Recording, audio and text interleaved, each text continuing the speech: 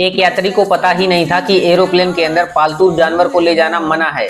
उसने airport security से गुजारिश की और कहा कि उसकी बिल्लियां बहुत ही होशियार हैं और फ्लाइट में बिल्कुल भी दिक्कत नहीं करेंगी। सिक्योरिटी ने सबूत मांगा तो उसने अपनी कैट्स को इशारा किया। देखते ही देखते तीनों बिल्लियां बैग के अंदर आराम से चली गईं, मानो यह उनके लिए आम बात हो गई हो। यह देखकर सिक्योरिटी हैरान रह गई और आखिरकार उन्हें फ्लाइट में जाने के लिए इजाजत मिल गई। लेकिन असली चौंकाने वाला पल तब आया जब सफर शुरू हुआ। पूरे 6 घंटे तक वे बिल्लियां अपनी सीट पर बिल्कुल शांत, बिना हलचल किए बैठी रहीं। न उन्होंने शोर किया, न कुछ खाया पिया, बस ऐसे लगीं जैसे किसी मिशन पर हों। यात्रियों को यकीन ही नहीं हुआ कि यह असली बिल्लियां या कोई रोबोट।